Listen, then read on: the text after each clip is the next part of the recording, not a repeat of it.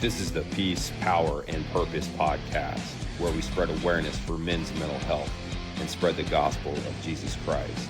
Be sure to like and subscribe on YouTube and Spotify. New episodes drop weekly.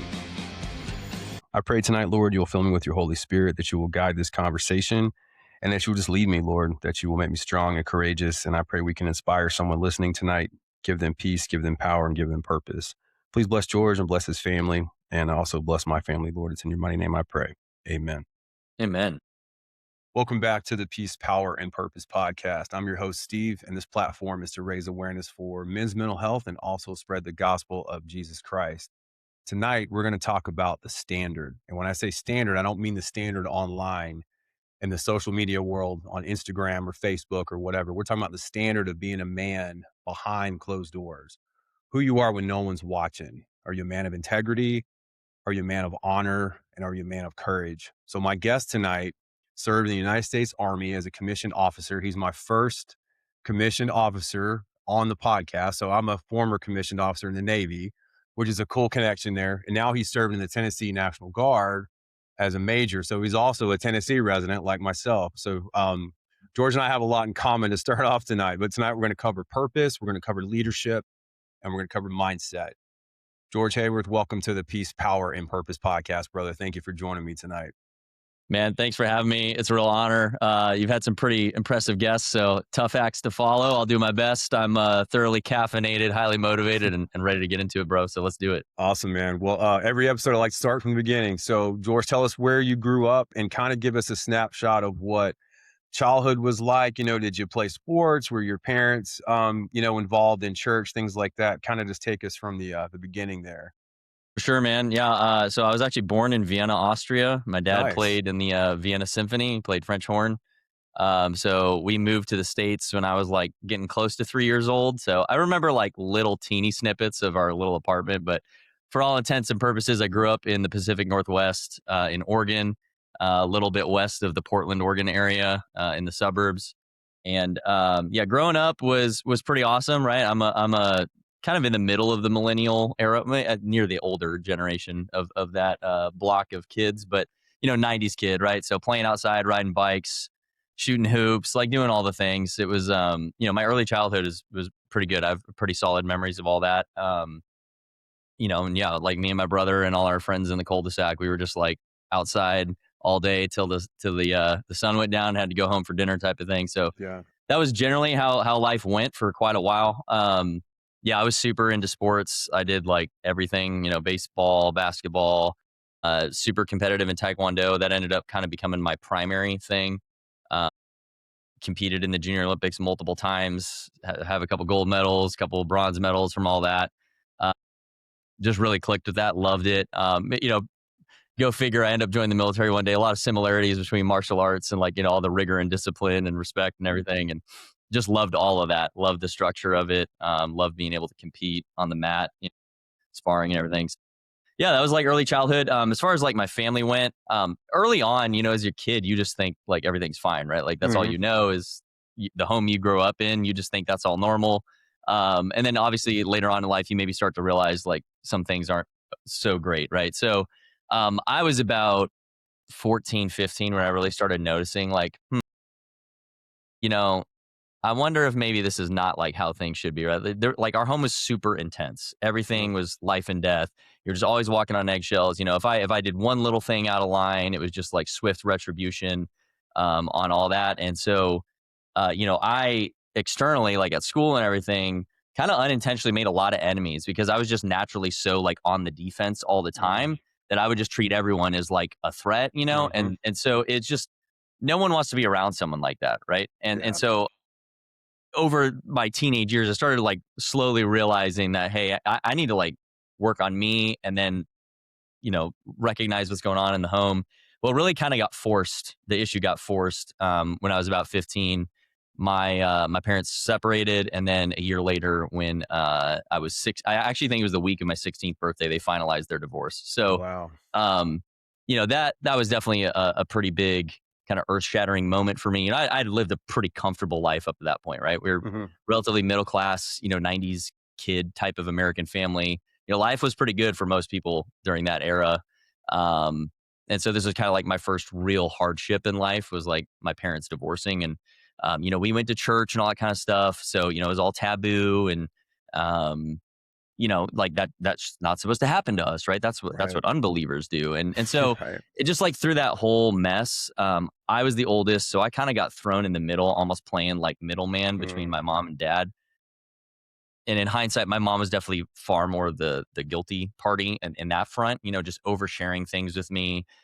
She'd say things like, "Oh, because you're older, I'm going to share this with you. The other kids won't understand." And so I kind of like really got pulled into way more than I ever should have. And, now I have the beauty of hindsight and a lot of like time to educate myself on these things. And it's really a really, really unhealthy for a young, teenage boy's mind to be put in that type of situation. It just really skews your sense of boundaries and like how you view the world. And so that only amplified all of my own internal struggles already and kind of just made things a lot worse. So I'll pause there, kind of like hit a ton of things. I'm no, sure you you're have, good. but What was the yeah, it's just custody? super intense all the time, and that translated to everywhere in my life, and yeah, What caused a was lot it? of issues for me. So when your parents finalized the divorce near your 16th birthday, what was the custody arrangement like? Were you able to still maintain a relationship with your dad, or what did that look like? Yeah, so this is where it gets like really messy. Okay. I Again, this is like I think the laws have changed a lot now. Like dads get a lot more rights generally now than they did back then. Um, and I think it varies from state to state. Oregon Hmm. is at least that back then was definitely not father friendly. It's kind of like the whole believe all women thing, right? Yeah. Um, So my mom is she can weave a good story, and she was very convincing in court, I guess, and very convincing with us. I was led to believe that my dad was the sole cause of all the problems, and it was all his fault, and he was the one leaving, and it was kind of the other way around. And I don't know all the details, and quite frankly, I don't really want to make it my business. Like this is so far in the past, like I don't really carry this anymore, but. Um, what I was led to believe by my mother is probably not the full truth, right? To put it lightly. And um, yeah, so I was mad at my dad a lot, like Okay. really mad at my dad. Didn't want to see him. And then in terms of like the court order, like we barely saw our dad. Like once a Oh week man. for like a couple hours a week was like all he was authorized to see us. Wow. It had to be in a public place. It was insane. So in hindsight, it's just absolutely ridiculous. I mean, there was no abuse. There was no substance abuse. There was no like legal reason that it shouldn't have been 50-50 down the middle. You know what I Hmm. mean? Like Hmm. today, I believe, like, I know for a fact because I have friends right now who are kind of going through the same thing or have gone through the same thing with their kids here in Tennessee, and it's 50-50. Like, unless there's some egregious sin by the father, it's going to be 50-50, right? That was not the case for us. So that also really amplified all of my. So I was very insecure, right? I was a Yeah. really tiny kid. Then you throw in all this kind of stuff, the intensity at home, the always walking on eggshells, then the divorce, and now my mom's put me in the middle of it, and I'm led to believe my dad's the cause of all the problems, and now I'm angry at my dad. It was just like I was spiraling out of control from like an emotional point of view, and it definitely stunted me. So I was emotionally pretty much stuck as a pissed off teenager. So that carried through even into adulthood. And it wasn't until probably my early 30s that I really started getting a grip on that, because it takes a long time to unpack all this crap, It does, man. Yeah, and it's Yeah. hard. So It's heartbreaking to hear all that, dude. Because I've got two really close friends that are in Tennessee, and they don't see their kids a lot, and mm, they're good men. They're present fathers when they can be, and to your point, they didn't really do a whole lot wrong, in mm, the eyes of a criminal thing. But so it's heartbreaking to hear. I'm divorced twice, so I'm listening to you talk, and I'm just thinking of my kids while mm. you're talking. But I'm glad. Thank you for sharing that, though, man. I know that that takes courage. And I don't mean to cut you off, but No, it totally good, man. Yeah. so I do have a question to kind of jump forward, and we're gonna come back. Were you able to rekindle a relationship with your father eventually? Yeah. Okay. So fast forward to about a decade later is Okay. when, you know, I I'm sure we'll get into it. I'd been through plenty of my own issues. Mhm. Yeah, me Had too. left active duty at this point. We'd moved to Texas. I had a good corporate job. So like on paper, everything should have been great, right? And it Right. absolutely was not. But my dad and stepmom came to visit. He remarried many years later. So I think they'd only been married like maybe 2 or 3 years at this point. Okay. They came to visit us in Texas, and he and I went to go pick up barbecue. At the anyone from the McKinney, Texas area, there's a place called Hutchins Barbecue. It's a banger. Go there. But we went to go pick it up, and we just sat in the car for a little bit before we went and actually got the food and just talked. And I was like, Okay. Dad, I've grown a lot. I've kind of like learned a lot. And one, I'm sorry for like the fact that we've been so distant, and I just don't even care anymore. Like who's right or wrong. I just want to have a relationship with you, my dad. And so I think he'd been longing to hear that conversation for a very long time. I know he had. And so that was a pretty powerful moment between the two of us to really rekindle things. And that was one of the most important things for me too, just to heal my own crap. Oh, I'm sure. Yeah. So not to get way too off topic, but like how my mom treated me is clinically called emotional incest. Hmm. And I just want to be clear here. It's not like I'm some like I don't have some insane abuse story or whatever. I'm not trying to equate my experience to someone else's, but psychologically, it's very damaging in the same way that actual sexual abuse would be. Your mind does the same kind of defense patterns to Hmm. protect yourself, and so the way that you lash out from that or behave is very similar to victims of actual assault. Again, I'm not trying to like equate what happened to me to the same. That is far worse. I'll keep my bag of crap, compared to what I know a Right. lot of other people go through. So through that, one of the most important things you can do is actually to rekindle relationship with the other parent when Hmm. that happens, because it helps you re-understand like what a healthy boundary should look like. And so, Okay. yeah, I kind of distanced myself from my mother, rekindled with my dad, and that was one of the most critical steps for me to start kind of like really bringing my head back up above water and starting to gain like a sense of normalcy and learn how to start like managing my own self well with all of my relationships, whether it was my marriage, friends at work or whatever. So Hmm. Okay. That's interesting. I haven't heard it put that way. Thank you for sharing that. Being 16 and going through an event like that, did that cause you to rebel and to maybe do things that the version of yourself before the divorce wouldn't have done? not really. Okay. I mean, like a little. I just like kind of didn't do as well at school. Okay. Um, Yeah, I went from getting straight A's to, like, a couple B's. Okay. All right. But, I knew that I wanted to do something, like, bigger with my life, and I had Mhm. already been kind of thinking about I probably wanna join the military. 9/11 happened when I was in 7th grade, so I was pretty committed at some point. I wanted to serve in some way. Yeah. Even, like, 7th, 8th grade year, I was like, "Yeah, I'm pretty sure that's what I'm gonna do." So I didn't know Okay. what I was gonna do yet, but I knew that I needed to keep myself out of trouble, one, for the sports I was currently playing, right? Whether it Mhm. was baseball, wrestling, whatever, right? I got to stay out of trouble so I can keep doing those things. And then two, I knew that like if I want to get like a scholarship or whatever, I need to have like a really clean slate. So despite that, I still kept kind of really like grinding and trying to keep out of trouble. I never partied or that kind of stuff. Okay. Um, I don't know what it was. I'm a pretty like I can like lock on to one thing Yeah, and yeah. kind of like laser focus on it. So thankfully that kind of kept me from getting into a lot of typical rebellious behaviors and stuff. Um, but I will say that a lot of it too was one of my biggest defense mechanisms was I tried to put on a mask for every different situation, right? I tried to be the perfect person in whatever arena of life I was stepping into. And it wasn't until I was in my mid to late 20s that I really started understanding that, man, that ain't going to work. Like that, if you think about it, if you have a mask for every different situation and every different interaction, and then you're putting them back in this rucksack that you're wearing, that's going to get really heavy really quick. And that Yeah. was absolutely grinding me down. I didn't just have double lives; I had like 100 lives, Mhm. and it's so bad because then you don't even know who you are anymore, right? You're Right. just all these lies and everything. And so that was me, man. And that was part of it too, is like I didn't wanna have anyone think less of me or something, right? And Mhm. so it wasn't really a healthy motivator necessarily. It was more of like, this like need to like stay on the straight and narrow so that I could be respectable. So Mhm.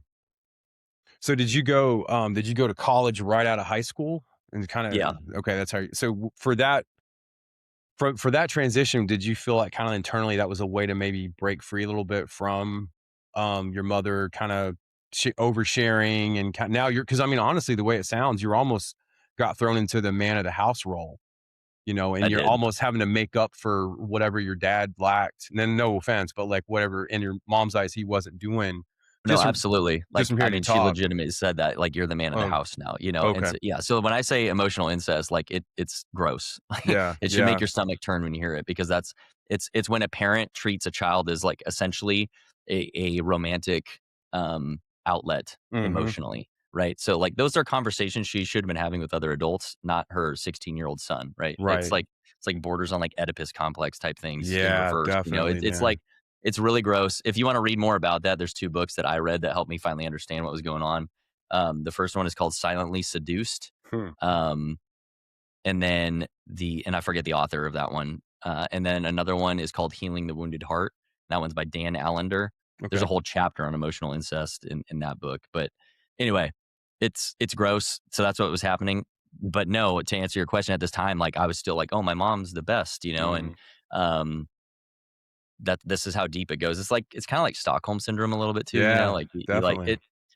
I don't want to like over label it, but yeah, you know, so she can weave stories, you know, and I was buying them all. And I guess I'm of the generation where it's just like, "Oh, you're just gonna go to college." So, I Mhm. didn't know the difference between enlisting and officer. Really? No I did kidding? No one in Wow. my family's in the military, like, no one Okay. knew anything. I just knew I wanted to do it. I was the weird one because I wanted to be in the military. Hmm. I had no idea. I just thought that's, like, what you do, right? Well, hey, I got good grades. I'll just go to college. I'll do ROTC. I'll be in the Okay. army, right? Yeah, yeah. So, like, I was, like, mega let down by ROTC. I was like, "When do we blow stuff up and, like, kick in doors and jump out of airplanes?" You know, like, I wanted to be a ranger or something. Yeah. So yeah, I kinda didn't know what I was getting into on that front in terms of like, no, you're gonna like play Army for a long time and then maybe you'll get to do something kinda cool, Right. and even then you're an officer. So it's like, you know, in hindsight, maybe I should have done like an enlistment first and then maybe go like green to gold or something, but Yeah, yeah. it, that's life, right? And so no, like I just went straight. I got a 4-year scholarship out of high school. Like I had it, you know, you start the process like as a junior in high school. Mhm. I applied to West Point. I got nominated and everything too, and then medically got like denied or whatever. Really? But ROTC waived it. Yeah, I was in like a car accident and I had like Wow. migraines for a couple years and stuff, and so whatever. Again, I think it was by design. Like I think God's hand was on that. Of Yeah. like I ended up exactly where I needed to be at every stage of my like early adult life, um, to start separating myself, like you were alluding to earlier. So it wasn't until I was pretty much getting off active duty. I'm trying to the years really blend together. It was actually after I'd already left is when I started realizing, that's when I first got that book, Silently Seduced, and started really realizing, like, what was going on in my past, and so that's when I started to, like, actually start to work on my stuff, you know? So prior to that point, I was pretty emotionally stunted. You know, I had, like, a lot of friends, but no real deep Yeah. relationships, and I look back on that and I it's a painful thing for me because, like, you know, with the guys I deployed with and everything, if I was more mature, like, I could have such deeper friendships with those guys, you know what I mean? And it's like, I know that in hindsight, it was me kind of, like, putting up an emotional stiff arm because I didn't want them to see the real me, you know? Yeah. And that was, like, a narrative that played in my head, like, in my own inner monologue for many, many, many years of, like, if they only knew the real you, then they'd Mhm. reject you. And I think a lot of people today can relate with that, and so that's why I try to share my stories. I don't want your sympathy, I don't want people to feel bad for me. I'm just trying to share honestly about this stuff because I think a lot of guys today are telling themselves that story. If they only knew the real me, you know, people Right. wouldn't like me, they wouldn't like me, they wouldn't whatever, right? And it wasn't until I let that go that I actually started getting better, that my marriage started improving, that my performance at work started like everything else in life started to get better when I stopped trying to defend myself from like the Mhm. thoughts of others and instead just realized like, hey, I am who I am and I'm gonna grow and be a better person. So I'll stop my rant there, but that you know, there's just so many things that happen. They kind of all weave into all these different facets of life, and that's why Yeah. it's hard to do this succinctly because it was like this web that had just woven right. These like tendrils had just woven into every aspect of my life and really Mhm. tainted all of it. And took a lot of work to like pull that all out and kind of start fresh. You know. Well, it's interesting because listening to you talk, and I'm not trying to compare, but I have, some sexual childhood trauma, Mm, and I wore mask. I was always afraid of people getting to know the real me, and, I constantly put and I still do a little bit today, would constantly put pressure on myself, and the job I went after in the military was solely to prove to people that I was this badass, and I wasn't the five-year-old version of myself that I was so ashamed of, And all it did was lead to this path of self-destruction. And I won't get into the whole story, but I ended up turning to alcohol to numb and to Mm, cope with life because I hated myself so much. And I'm hearing you talk, and it's interesting the correlation between what you experience and then what I experience. And I think a lot of men, especially that join the military, kind of have that backpack or that rucksack full of shit, mhm, and they just take it in, and they don't ever really understand how to process some things. And they're like, I'm gonna go prove to the world that I'm not this version of myself that I don't like, or this version I'm afraid that might show up. And so I didn't have those real friendships, dude. I mhm. pushed people away all the time. I mean, I Yeah. did. And then I learned it was pride, but it was mask and shame. So I used pride to protect myself, but it was really shame. I went through a whole lot of therapy. You narrating my story now? This is I know, crazy. right? Yeah, Yeah, I it's mean, crazy, dude. yeah, Yeah. that was a huge like, I wanted to serve my country. I truly believed in, like, the ideals of, being a part of something bigger than Hmm. yourself, serving your country. There are a lot of very honorable things about service, but Yeah, definitely. deep down, a huge piece of it, like, borderline on 50% of my motivation was exactly what you just said. I'll prove how tough I am, how hard I am, right? I'll go lead men into battle, and then I'll Yeah. be a man, right? Like, it was this desperate, like, compulsive need I had to try and, like, prove myself. Like, we're not talking a chip on a shoulder. This is like in the same way that an addict needs their next fix. That's how, like, it was like life and death for me. Like, I got to make it or else Yeah. it's all for Yeah. nothing. Like, All I'll or be nothing. worthless. Yeah. And none of that is true. Like, for anything in life, like, Right. yes, strive hard, have big goals, like, dare to be greater. Absolutely. Like, I'm a huge proponent of that. But if you try and don't make it, you just learn something about yourself. Hmm. It's not over, right? Yeah. Life will continue. Maybe that was just a door that needed to be closed because there's something better on the other side. Like, but if you wrap your whole identity into, like, chasing this thing, well, if I just get this, then I'll Yeah. be enough. If I just do this, then if I blah blah blah, this, then that. If you do that, you will be on a hamster wheel for the rest of your life, and you Hmm. will destroy everything in your life. All your Yeah. relationships will suffer. Yep. You will suffer. Like, life will get so dark so fast. And I was on that. I was on that hamster wheel, like, so bad, man. And yeah, it wasn't until after I'd even left active duty that I even realized it, and was like, "Whoa, I gotta, like, really start resetting everything here." And so I'm just trying to warn everyone out there who maybe, especially, like, younger guys listening to this, dare to be more, definitely apply yourself to something bigger and better, and, like, definitely try and prove yourself. Like, that is a good part of being a young man, is kind of making your mark in the world. That's a good natural thing, but don't confuse that with who you actually are. There's things Yeah. you're doing because it's for the right reasons, right? You should be a man who's productive and can contribute, but at the end of the day, that isn't your identity, right? Like, if that goes away, you can still add value somewhere else in life. And so for me, like, my whole identity just became who I was in the army, right? It was like the one thing that I could be proud of, that was respectable. It didn't matter that I was still small, right? I'm a combat vet now and all this kind of, what I mean? Like, all the Hmm. things that were my insecurities didn't matter because of the army, right? But, well, then I left. Yeah. Uh-oh. Right. Yeah. So yeah, man, it was like a freight train. You stop, you've been running away from this freight train, and you stop, and it just smashes you from behind. And that was me. I had to start coming to grips with all that. Well, before we get into identity after you left active duty, I wanted to ask you, man, did your mom freak out when you started down this path? Like, I'm going to do ROTC, then I'm going to commission, I'm going to go active duty. Was she like upset because you were basically like going to be leaving the nest? I mean, there's no telling where you'd end up. I mean, Hmm. did that Um, bother her? Did she support you joining the No, because military? I'm, like, not only the oldest in my family, I was the firstborn grandchild on, like, both sides of the family. So I'm kinda, Wow. what I mean? Like, there was all this, like, eh, I don't know. Like, it kind of felt like, for me, I had this, like, extra pressure to, like, be Hmm. the golden boy? Yeah. So I think she was super proud of that. Okay.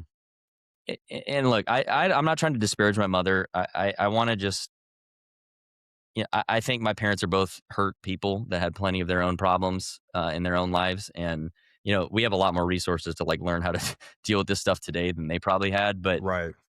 so I'm not saying any of this because I'm trying to, like, tear her down or anything, but we also need to be honest about what dysfunction actually is, so that current parents can, like, not do this same behaviors. So Hmm. this is just my story, my example. I'm not trying to attack either one of my parents or, talk down on them. But to that point, like, if I really reflect on all this and the patterns that I've seen, I think she liked having me be successful at things because it was a bragging right for her.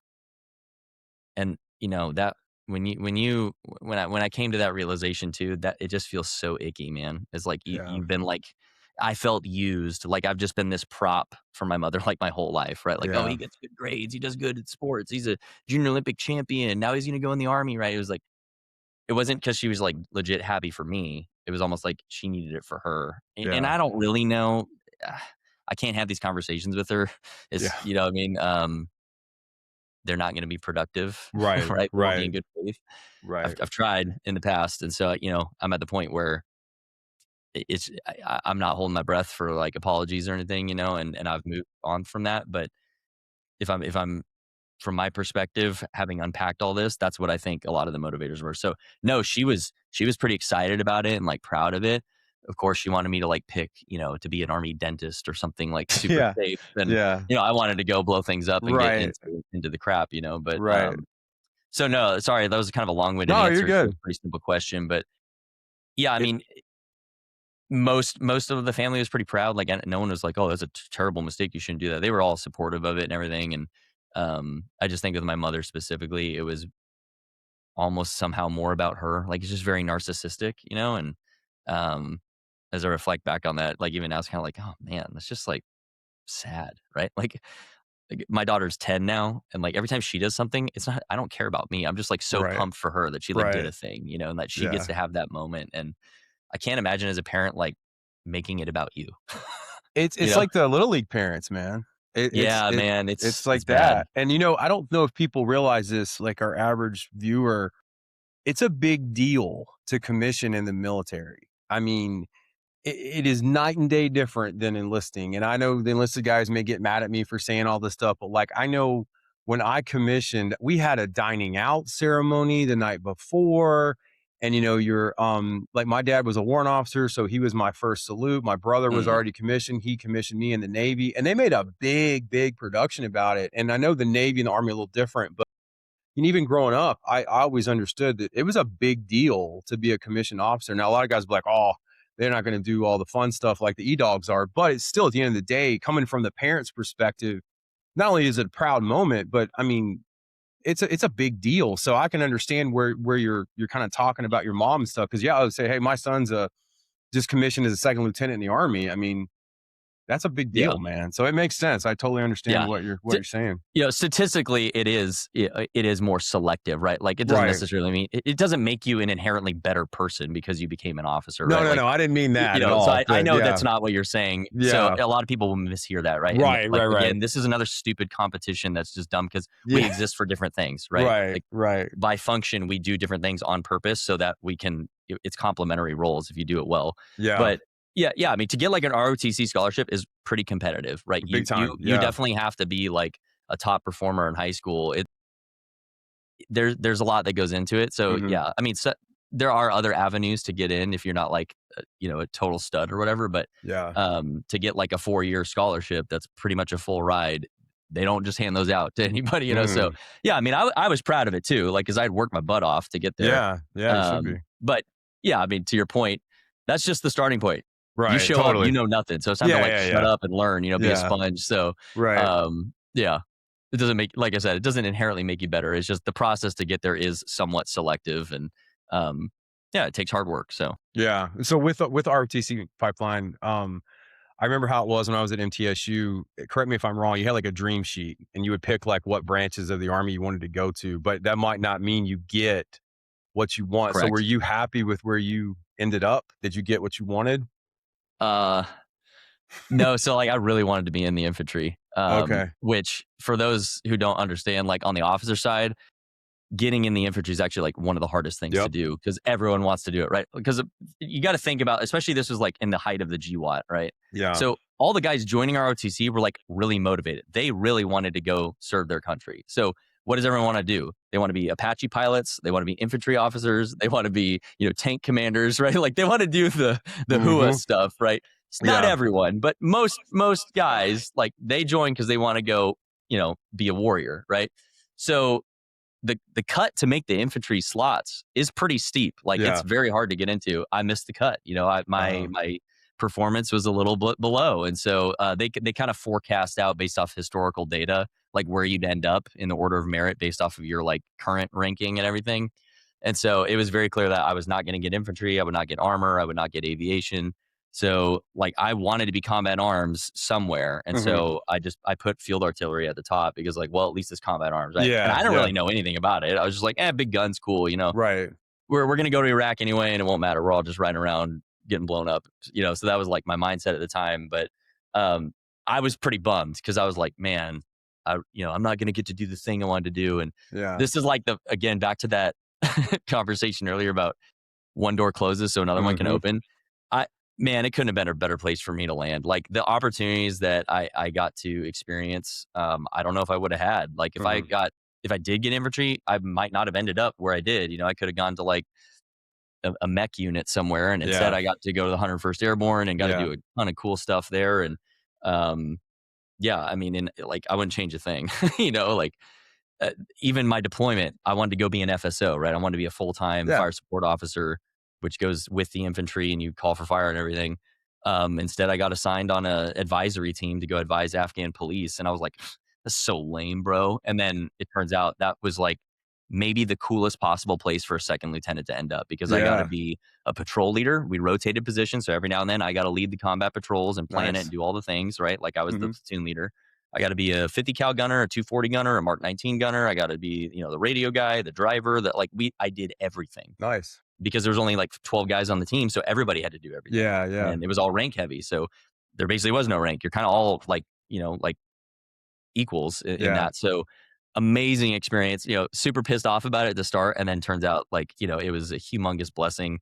And that really served me not just in my continued military career, but even now in like civilian life too, Mhm. outside of the military understanding that like every piece of an organization is critical. And so to like play this I'm better than you game is so stupid because you're literally shooting yourselves in the foot. And Yeah. instead recognizing like where can we amplify everybody's natural talent within those different roles Mhm. is such a critical thing in business, in sports teams, and military units. It's like fundamental, but stupid alpha male young mentality. Right. You're like trying to compete with everybody. And so I got a taste of what that can really look like when you kind of put away the ego and instead step into just trying to add value everywhere. Um, that was an incredible experience as a young 24-year-old. I think I was 24. Okay. Lieutenant in Afghanistan with a bunch of seasoned guys who had, at this point had already deployed 3-4 times each. I was a sponge. I just soaked it all in. So before my next question, I have to interject this real quick. George, you're the first guy, and I've had mostly Army guys on here that are veterans to say "hua" on the podcast. So, Yeah, yeah. Well, you met a lot of like soft guys, right? So like yeah, I the know. Not all the of them, regular though. army, Not that's like all of I them. say it Yeah, sarcastically of I like, know. I know. everyone joins because they want to be like an airborne ranger, right? Yep. Like Yep. I don't even know. It's probably like 2% of the army is actually an airborne ranger, right? So it's a very Yeah. small community, but like that's what everyone dreams about being. It's like the hua thing. So I'm just giving you a I hard was being a time, little dude. bit sarcastic I'm with just it. giving you a hard time. You'll never catch me saying hua for real, like at work or whatever. But So okay, so you're mentioning your time and your deployment. You get to do something maybe out of the ordinary for your job. What made you decide to leave active duty? it was a very tough decision. I didn't really want to. Okay. My daughter was born. My wife had a really rough like delivery. It was pretty scary. And she had really severe postpartum, and we were struggling. And again, I was very emotionally unequipped, so Yeah. I was still being pissed off teenager mode.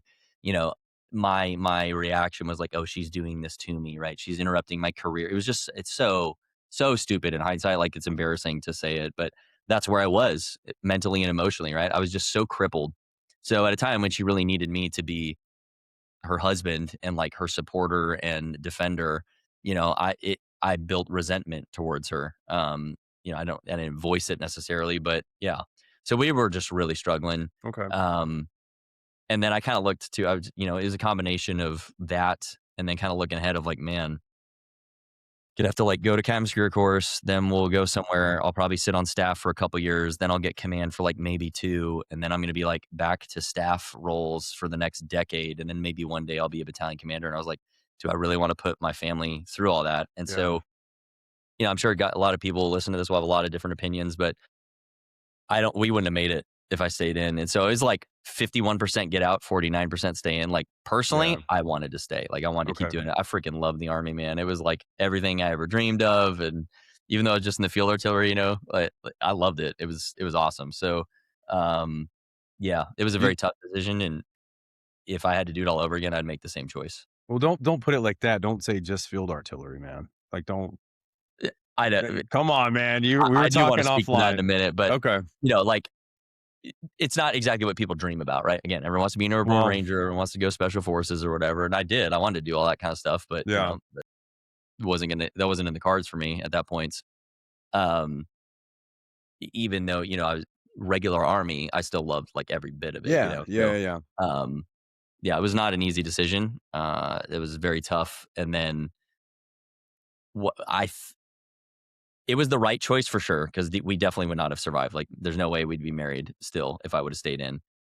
That said, it definitely was hard on me because that one thing that made me feel like a man was just gone. Yeah. And then all the cracks really started showing, right? All my stuff really started bubbling to the surface. And so the next couple years were brutal. I mean, we made it, but like barely. And I wouldn't wish anyone to experience that. But um, both me and my wife like committed to like really doing the hard things necessary to work through our crap because we both had plenty of our own.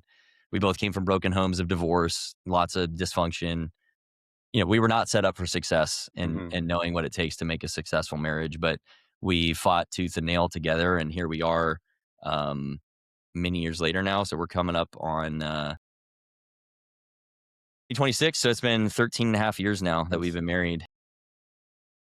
Yeah, I mean, there were many points early on where it was like, I don't know how we made it through it, but we did. And so, to anyone who's married right now and maybe you're struggling, don't give up, man. It you got to fight. Both of you have to commit to just doing a lot of hard work and facing the uncomfortable things together. It will be worth it. Like where we are now, man. I never dreamed we could have the relationship we have today.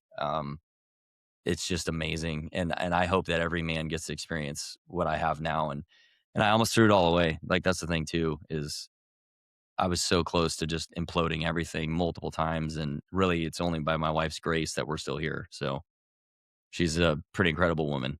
Well, it's very honorable that you chose your family over your career. And I know you're in the Guard, and I don't know if listeners understand that you can still go in the Guard or reserves, but the fact that you love the Army, that was like your thing.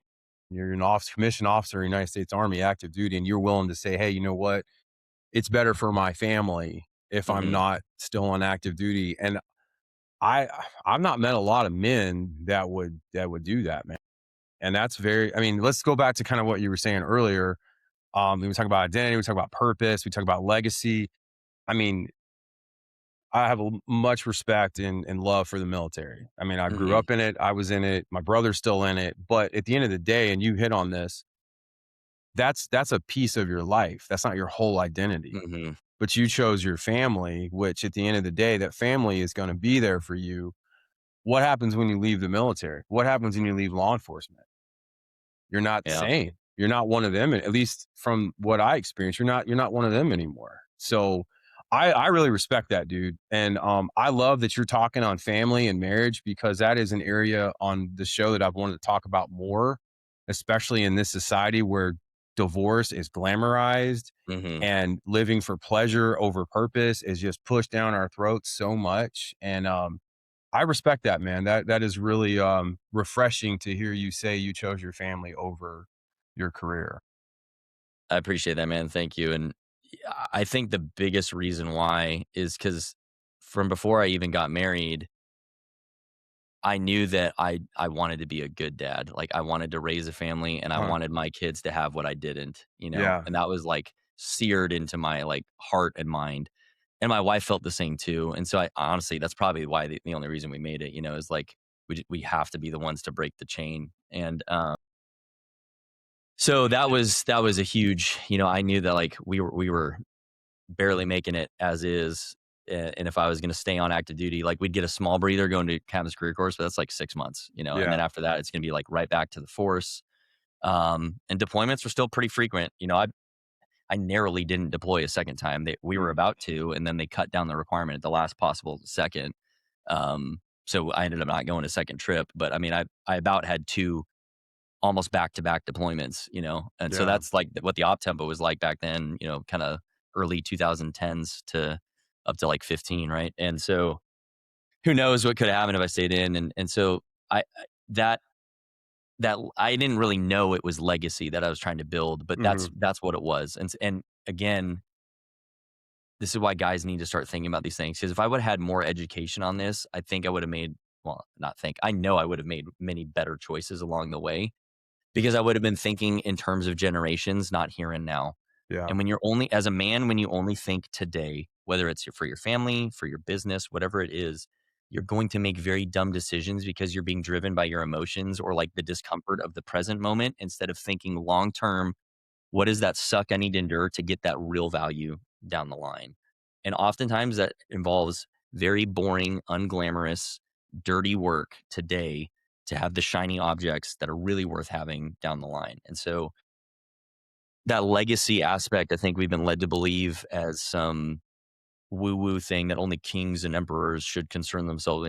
What an archaic patriarchy type thing. Is like, no, man, every man should think about the legacy he wants to leave. And I think we also twist legacy in terms of like, what company are you going to build? How many millions of dollars are you Hmm. going to amass, right? And I would argue that's pretty low on the chain. Where the focus should be is, what are the relationships you're going to develop? So especially if you're married and you have kids, your number one responsibility that you should be building towards is preserving those relationships and strengthening them to the maximum extent possible. There's a quote I love by Peter Strobel. It says, legacy is not something you leave for people, it's what you leave in people. Hmm. And if you're a married man with kids, that is what you need to think about every single day. Now, I want to caveat that by saying it doesn't mean hide behind your family. Just, oh, I'll just do nothing and just be present with them all the time. No, you should Yeah. still go build and make great things happen in the world. Like, I'm a very busy guy. I'm all over. I'm wearing multiple hats right now, doing all kinds of stuff. There's a lot of time where I'm not present at home, but when I am home, I shut that all down and I'm engaged with my family. So I'm not saying give it all up and only live for them. Like, you need to keep existing in the world, right? It's not, Right. go crawl in a cave. But the decisions you make that have these massive implications need to be weighed with extra focus on, what is this going to do to my family and the generations that come out of that? Hmm. And if you aren't thinking about that, you are probably going to make some very foolish choices that are going to destroy not just your life, but potentially your kids. Like, look what my wife and I inherited in terms of really messed up families. So our blueprint for how a family should operate was definitely not functional. And we had to Hmm. really relearn and educate ourselves through a lot of blood, sweat, and tears to get to the point we are today. And now we can model it for our daughter. So hopefully she'll do way better than we did. And we'll be there to kind of counsel and guide her Yeah. a lot better than we received, And so that's the point of all this. It's all the Right. guys. Right. It's not just money. It's not just cars. It's not just how much stuff you can amass. The fact that my daughter will never experience what my wife and I did, I would give my appendages to Yeah. preserve that. I'd give anything to make sure that she doesn't have to experience that. And if that's all that I'm remembered for, I can live with that. Did faith play a role at all for you making that Yeah. decision? Okay. I So figured it did. I figured it yeah, did. my So faith was super lukewarm, and I didn't really get. I didn't want to, like, I don't know how deep you want to go into all that stuff, but through that time when we left active duty and everything, I had spiraled so out of control. I had affairs, even, right. I had cheated on my wife, and so, like, after that happened, I just got to the point, like, I don't even know who I am. Like, I know better, right? I claim to be a Christian, and like all, and then I was just disgusted with myself. I hated everything about myself.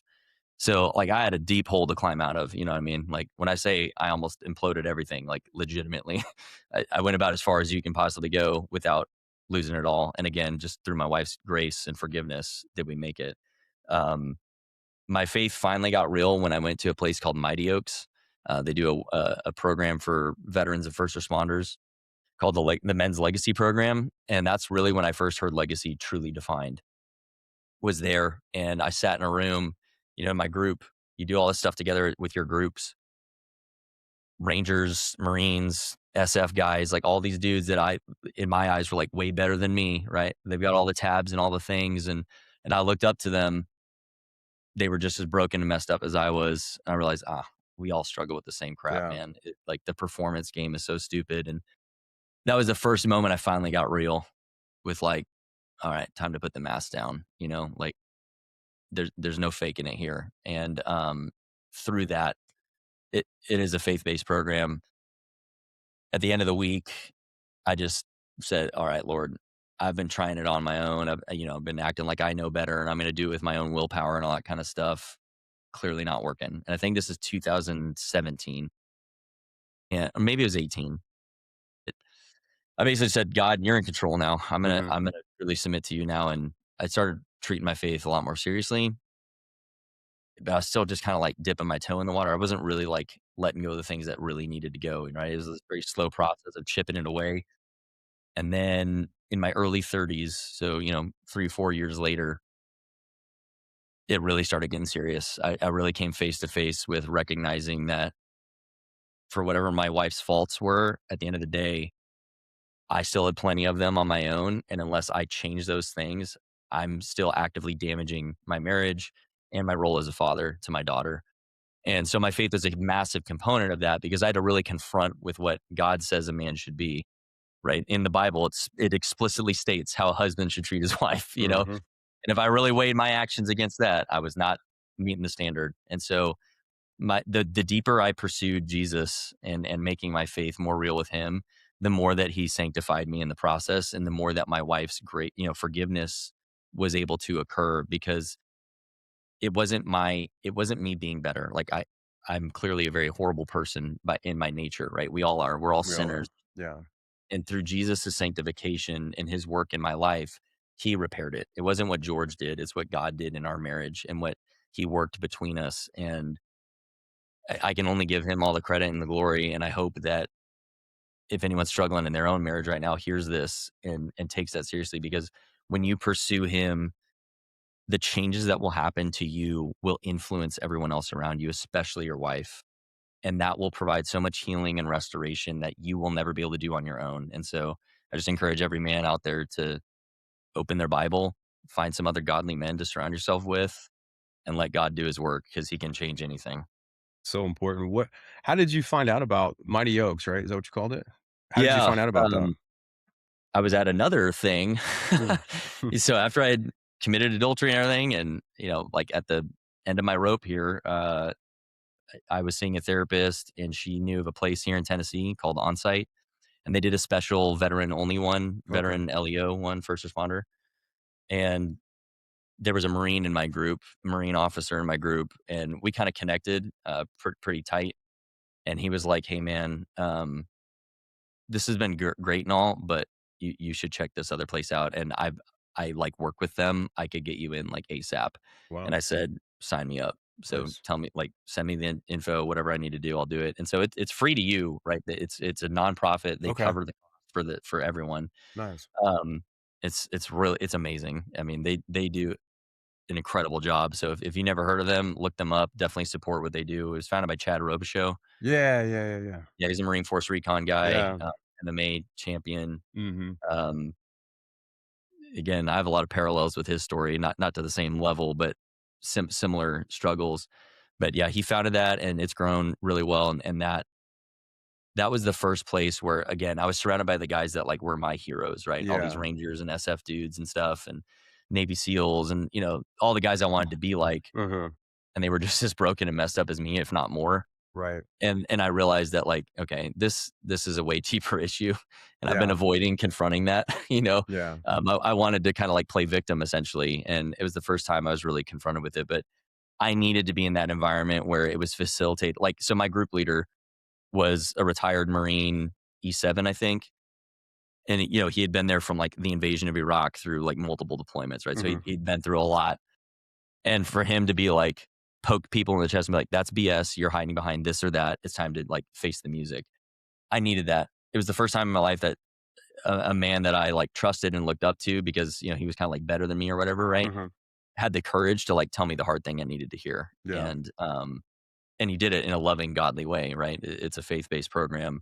So that was like the shake me awake moment finally.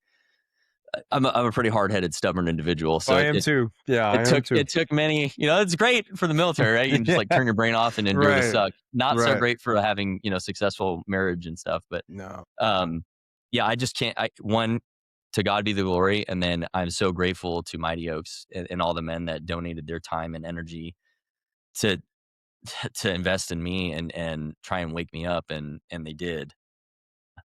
Man, if it wasn't for them, I don't know if I ever would have figured it out, right? Like, it was that saved that it jolted me back to the path I should have been on, that I knew Yeah. was there and I was avoiding the whole time. Well, and for everybody listening, that it's so important to find a group like that that you can connect with and that you Yes. can be vulnerable, but you can trust and you can share things where you may not feel comfortable sharing with maybe like a buddy. You need someone Mhm. that is rooted in Christ or rooted in something higher than themselves. I would prefer Christ, but for everyone out there, somewhere you have that. And I was going to ask you, George, is that where you kind of developed the three legs of leadership? Was it through that experience? No, so I actually learned that from, like, I talked about my faith getting more serious, and Yeah.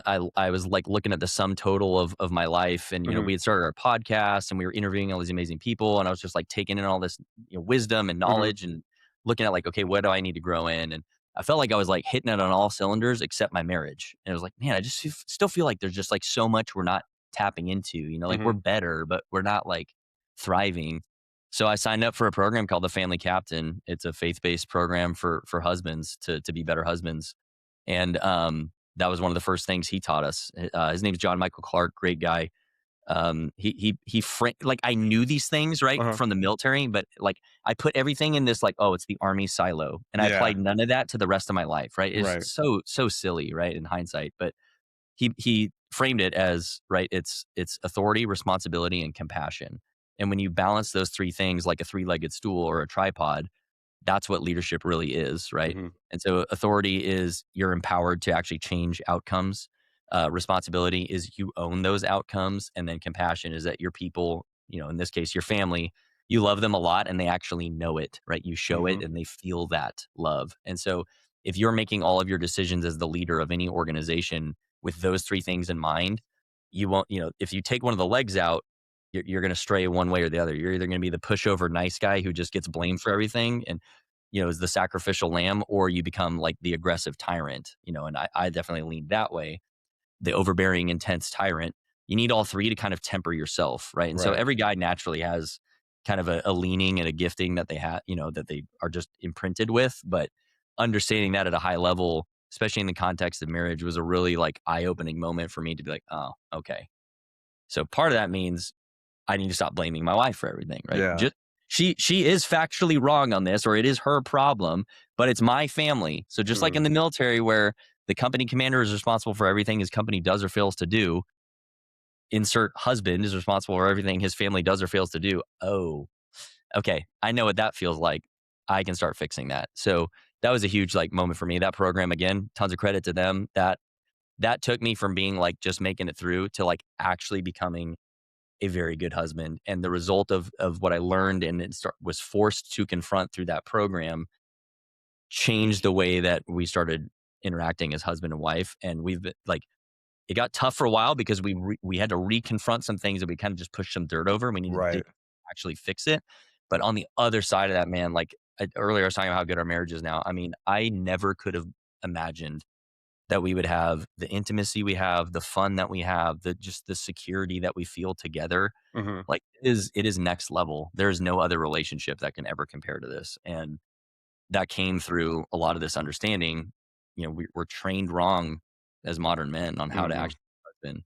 So that program was like another piece of it, and it is faith-based, so it was like redirecting me back to the word. I'm like, "This is what God says," right? Yeah. And, like, they're commandments, they're not suggestions. Right. It's like Right. part of that too is, like, when I die, he's gonna look at me and say, "Hey, George, what'd you do with that wife and daughter I trusted you with?" He's not gonna go to them and say, "How did you treat," you know what I mean? Like, it's on me. It's on you. Like, I'm Yeah. gonna have to answer for that. Yeah, man.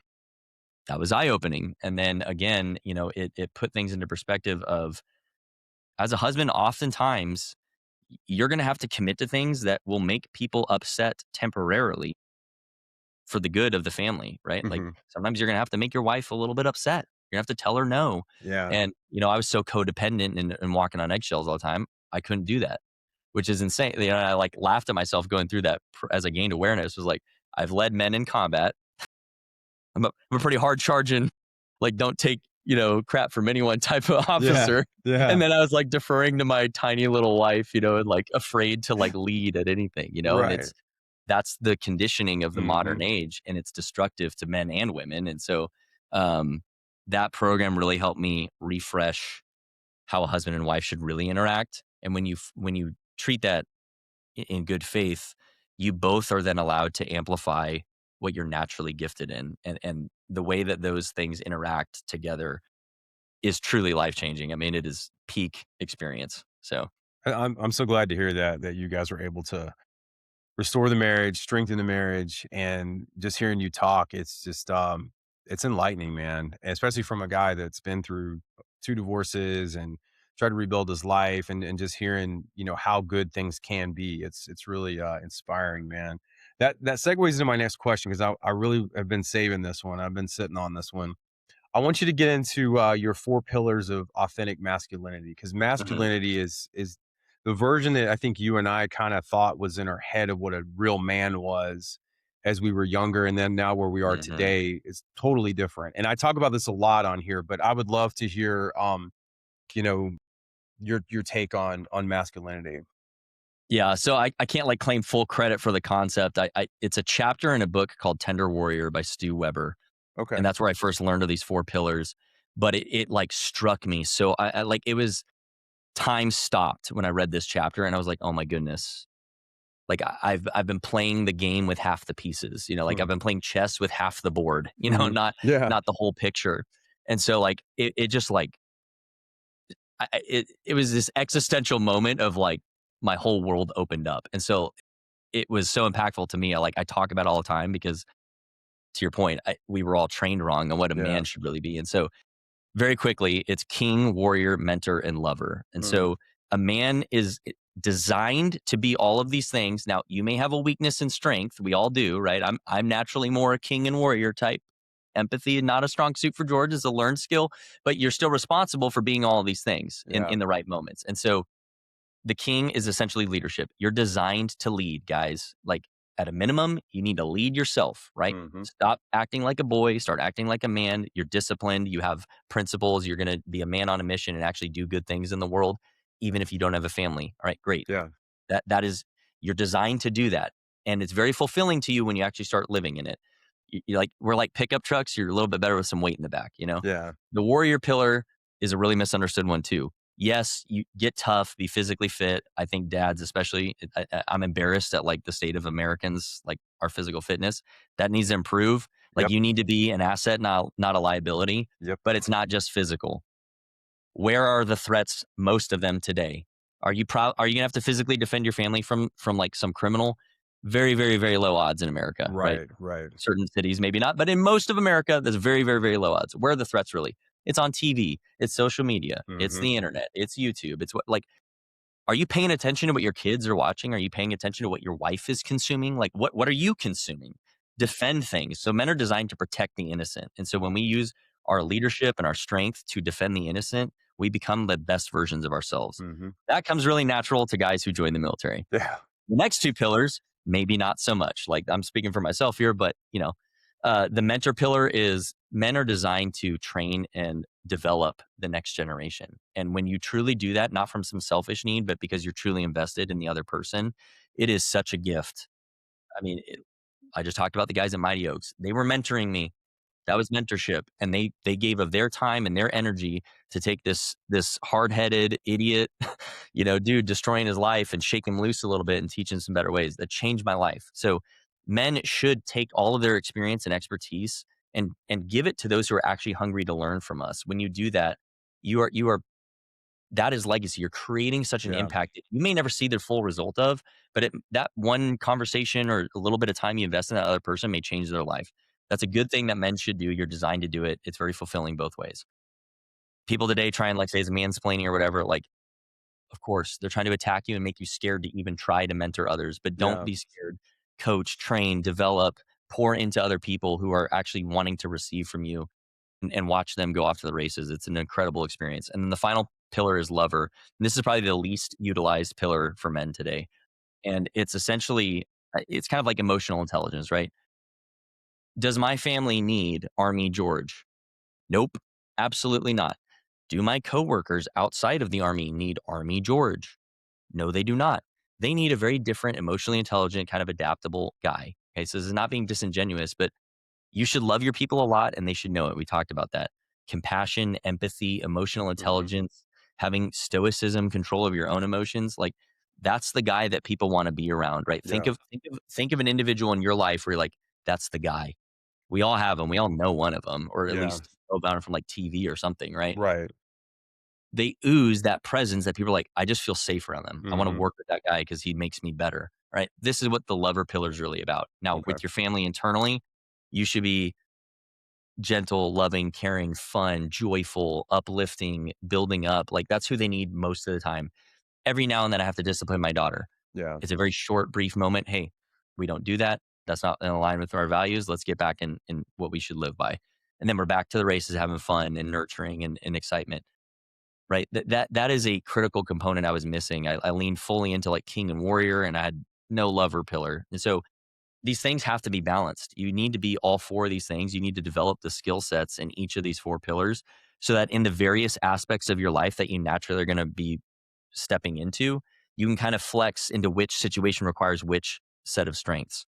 But if you're all in one pillar or just two of them, you're at best 50% of the equation of what makes a man. So Yeah. that analogy just really solidified for me, like it pointed out where I was failing.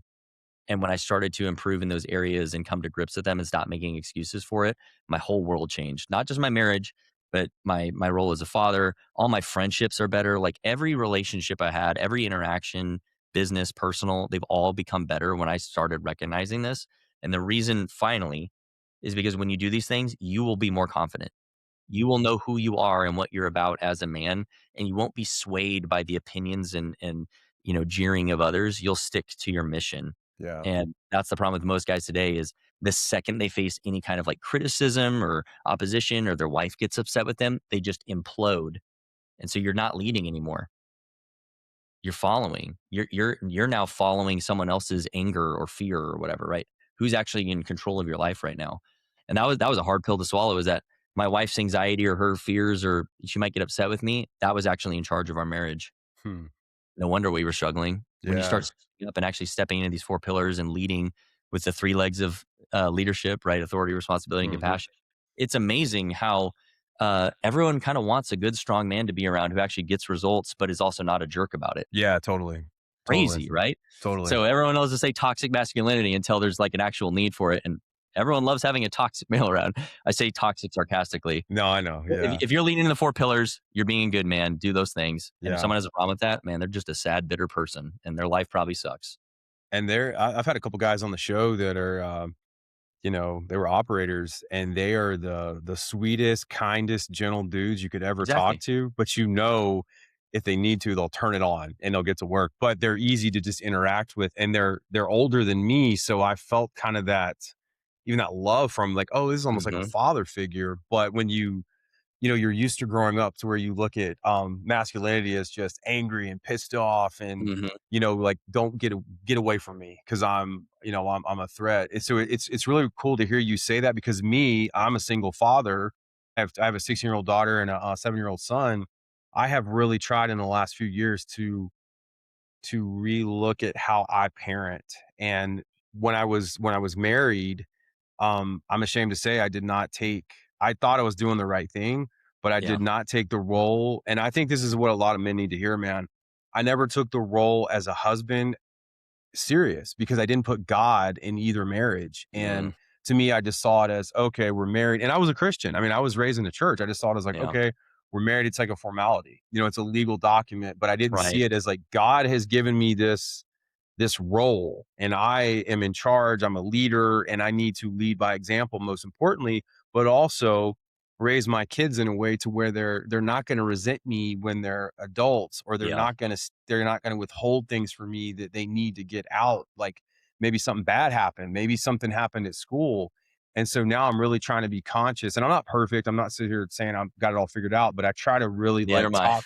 Well, I know, but like talk to them at their level sometimes just so like, hey, I make mistakes and I'll own stuff. Like, I mean, and apologizing to a 7-year-old boy that thinks he's 15, that's an interesting thing, man. It kind of get Yeah, crazy, but yeah, I think yeah, it's really cool that you're sharing all this, man, because I really feel like more people, especially these guys that are maybe in college or maybe in their 20s and they're not married yet, if hmm they can hear this now and start out, they're almost ahead of the game, man. And I think absolutely. that's something Yeah. it sounds like both of us needed to hear when we were younger.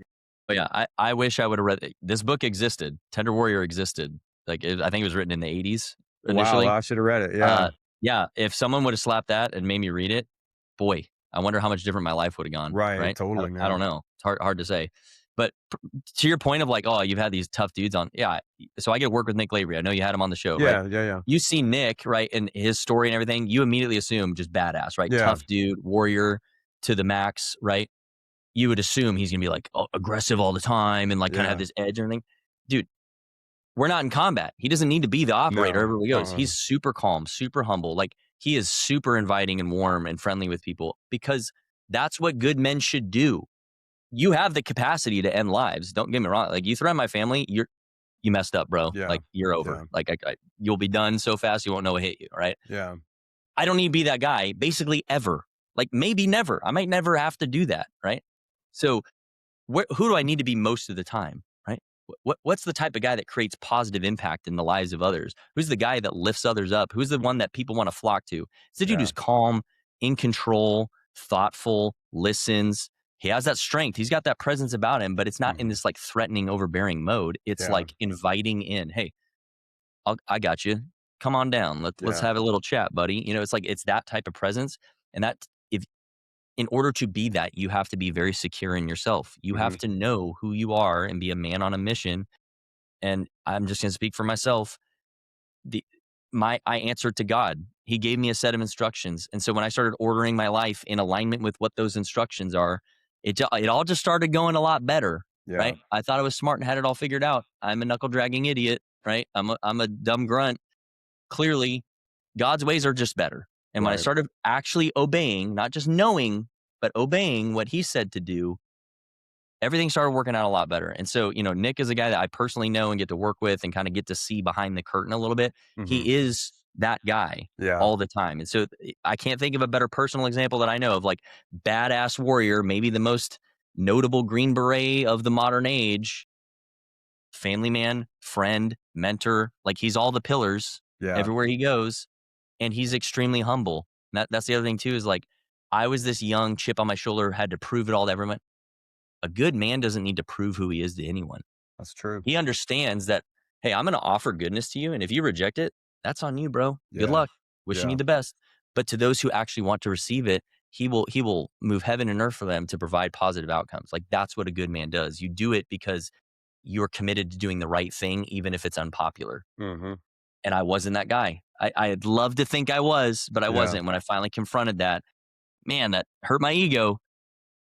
But the growth that happened on the back end of that is essential. So yeah, like a lot of those dudes, we love to try and put them in a little box. Oh, they were a Mhm. tough ranger or whatever. Yeah. There's more to life than that. And a Mhm. good man is not just a warrior. That's 25% of the total equation. Yeah. That's one of four pillars.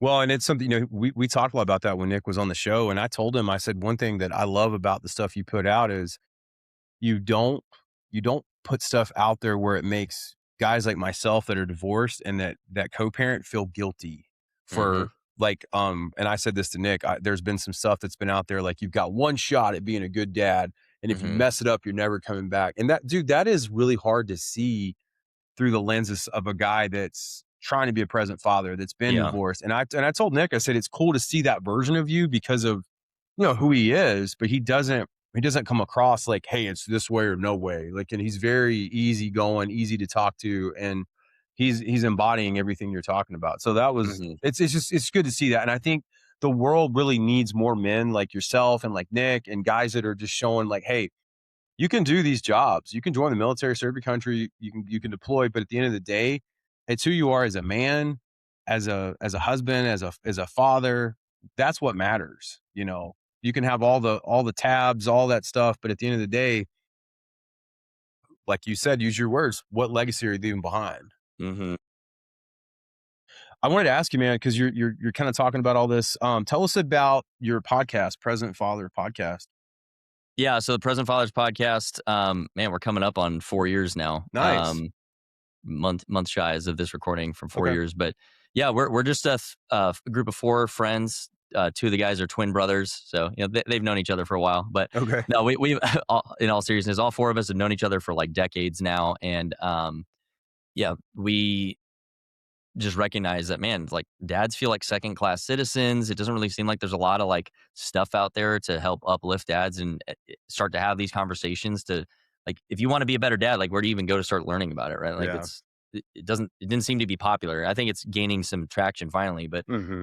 we just wanted to do the best we could with what little resources we had to try and like put it out there. So that was the very humble beginnings of the podcast.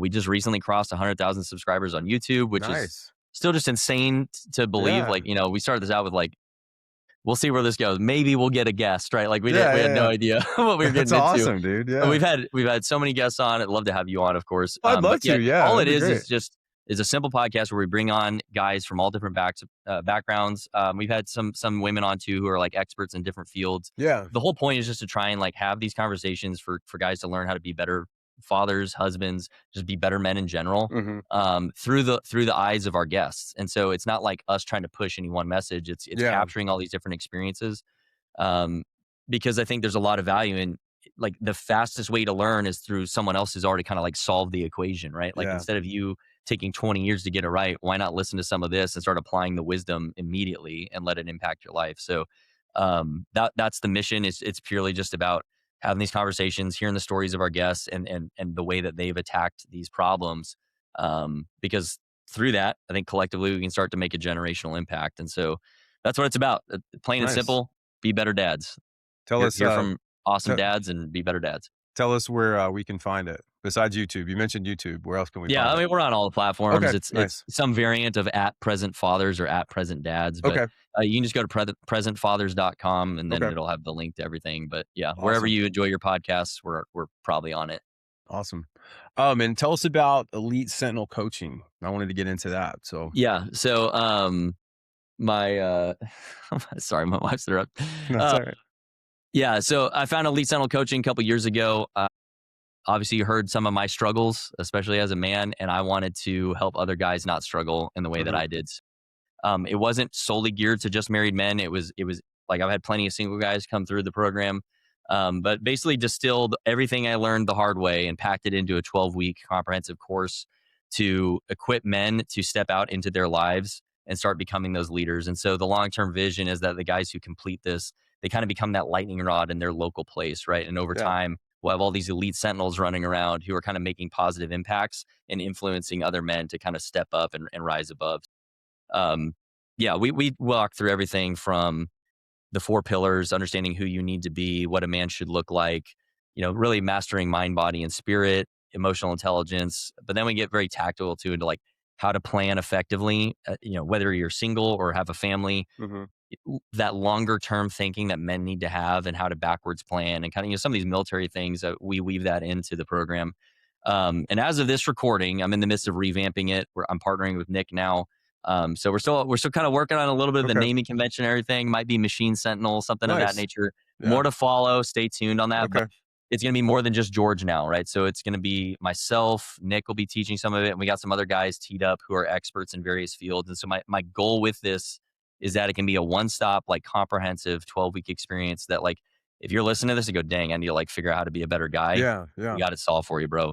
Show up, trust the process, do the work. The results are going to follow very quickly. And that's pretty much every client who's come through. They, about 2 to 3 weeks in, their like confidence is soaring. They feel so Nice. much clarity about where to go in life.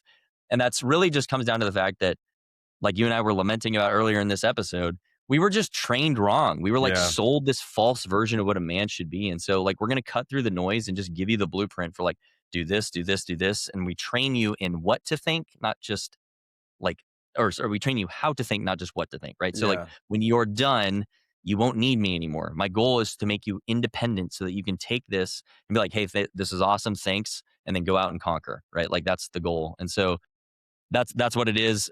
We've ran quite a few classes now over the past couple years, and like I said, we're in the midst of this revamp, but I'm really excited to kind of take this to the next level, Yeah. because I'm just one guy. I don't have all the answers. I'm not the perfect man. I never will be.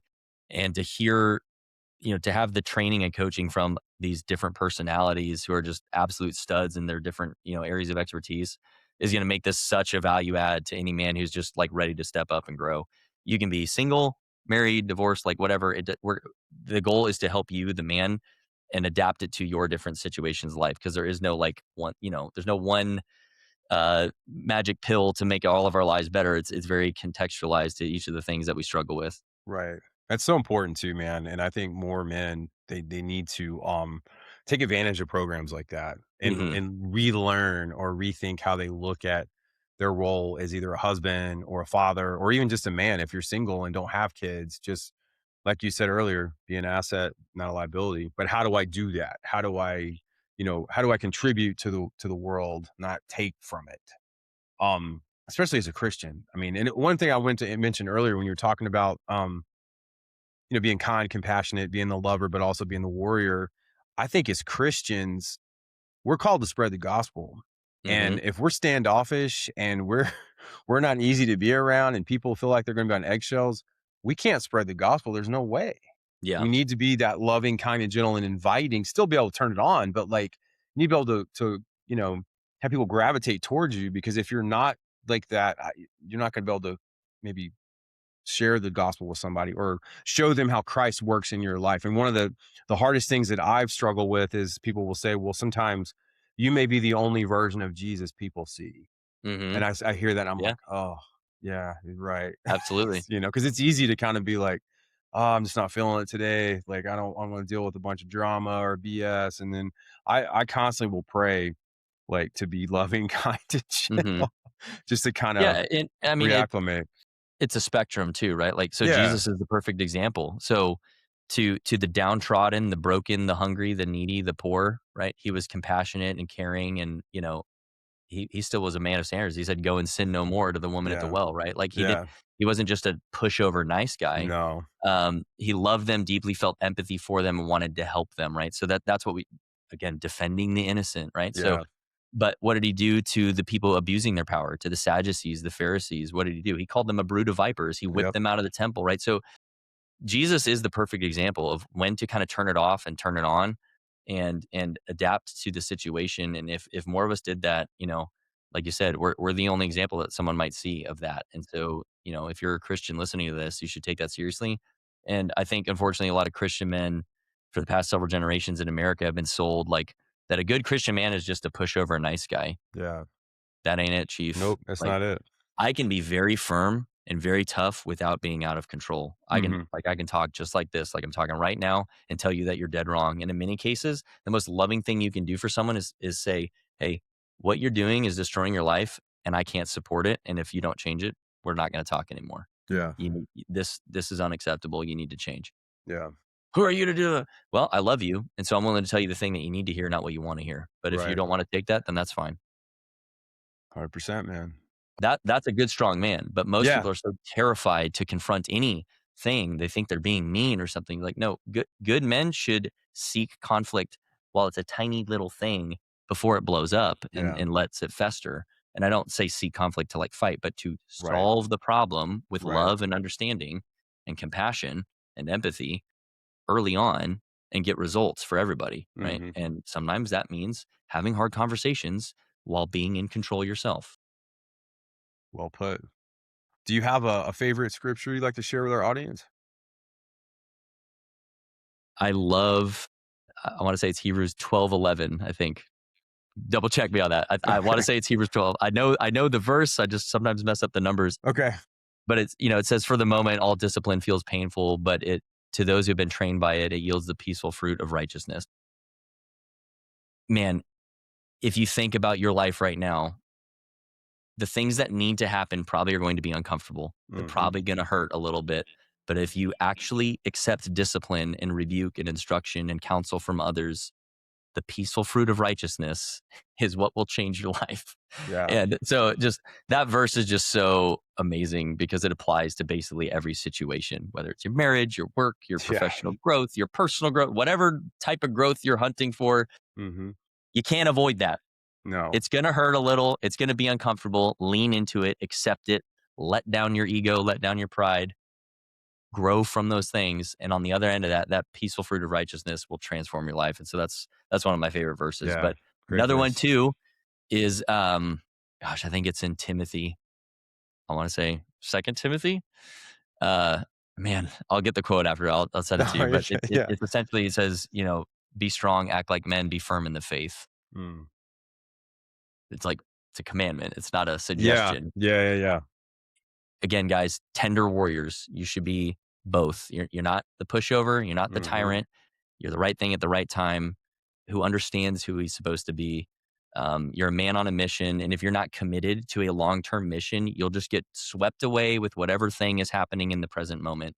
You'll get on whatever trend and it'll lead you down a dark corner and damage everything else in your life. And so Yeah. think long term, be willing to embrace that temporary pain for that long term benefit. And the more that you do that in your life, man, it's amazing how much easier it gets. It's kind of the irony of it is hard now makes it easier later. Yeah. And you don't live for the world, ladies and gentlemen. Live for Christ Yeah, because more stuff won't ever fill that hole. no. And he More is women, more no, alcohol, no. whatever the thing is, it's never Yeah. gonna fill the hole. Christ is the only peace you're gonna find. I mean, he has got to be at the foundation. I learned that lesson the hard way. But well, I shouldn't say lesson, but I Same. learned that the hard way. Yeah, same. I do want to share one too. I've got Acts chapter 2:38 for us tonight. Each of you must repent of your sins and turn to God. Be baptized in the name of Jesus Christ for forgiveness of your sins. Then you will receive the gift of the Holy Spirit. Mm, And yeah. that's very important because none of us are perfect. Like you said earlier, George, I'm not perfect. There's only one perfect man. That was Jesus Christ. The And they rest nailed of him us, to a cross. yeah, they killed him. They crucified him. So we're unclean. We're not perfect, but we do have salvation through Jesus if you repent Amen. and ask for forgiveness. Yeah, and what a gift. Amen. Yeah, The greatest gift there ever was. definitely. Definitely. George, how do you feel about leading the prayer as we close out tonight? I'd love to. Thank you. Thanks for asking. Yeah, totally. Dear God, just thank you so much for everything that you've blessed us with, especially in America. We have so much. We are so blessed. Thank you for all those blessings. And thank you for your grace and salvation that you've provided us through Jesus' sacrifice on the cross, Lord. Thank you for Steve and inviting me on this podcast. Thanks for the opportunity to share my story and the work that you've done in my life. And I pray that the Holy Spirit will do work through this, that people listening to this will feel convicted by him and feel lifted up by it, Lord, and that you would just move and heal hearts that are broken. We know that you are mighty to save and you can change anything provided we are willing to submit, Lord. And I just pray that those listening would hear that and feel that and would follow you, Lord. And in Jesus' mighty name, we ask these things. Amen. Amen. Thank you for tuning in to the Peace, Power, and Purpose podcast. Men, save this episode because there is a lot of good knowledge and wisdom tonight from George in this episode. Ring that bell, subscribe to the channel so you don't miss an episode. I drop new episodes every Wednesday and every Thursday. I'm here on YouTube, Spotify, Amazon Music, and Apple Podcast. George, where can people learn more about you online? I know we've got your YouTube page, the Present Fathers Podcast. We'll put that in the description, but where can they maybe get in touch with you directly or learn more about you? Yeah, on all the different socials, it's either at George.Hayworth or at George Hayworth. I'm pretty much on every single platform. So Okay. most active on like LinkedIn and X, kind of pop into Instagram every now and then. But wherever I'm at, you can throw me a message or something, and I'll Okay. eventually get to you. If I'm a little slow, I apologize. Got a lot going on, but I don't mean to ignore you. I do want to respond to every single person who reaches out. But yeah, I just I'm just sharing what has been working for me, and I hope to uplift other men in whatever aspect of life you're looking to grow in. To just recognize that it doesn't matter who you used to be; it's who you're becoming. And if you step into that and lean forward into that, you can produce amazing results. You can come back from anything if you're willing to kind of embrace that discipline. So I just share stuff about that and try to inspire others to take control of their own life and live that way. I love the fact that you hit so much on the role as a husband and as a father, especially from the Christian perspective, because there really needs to be a lot more of that out there. And I know this is going to impact a lot of people and inspire people. And I know more men need to learn from this, George. And thank you for just transferring that knowledge and taking the time out to share your story. And it takes courage, man. And I've learned that the last couple of years. Like it takes a lot of courage to talk about yourself and to share the not so pleasant things. And I respect that, man. I really do. And I still, like I said earlier, I really respect the fact that you chose your family over your career because that is a rare thing in this world. Appreciate it, man. Thank you. Yeah, And man. I mean, just to all the guys out there, just drop the act. Like we all have struggles. We all probably have about the same three struggles if we're really honest. You know, lust, money, and something else. But it's we're not that different. And so if you see some guy on social media and think he's so much better than you, he's probably still got the same Yeah. temptations and worries that you have. And the more honest that we are as men like this, the sooner that we'll actually start growing and improving together, and then by extension, society. So no one's perfect. Don't beat yourself up about it. And that's why I just share openly, because the more that we do it, the more that we can actually grow together. Well said, my friend. Well, I appreciate your time tonight, man. God bless. And thank you so much for coming on the Peace, Power, and Purpose podcast tonight. Thank you.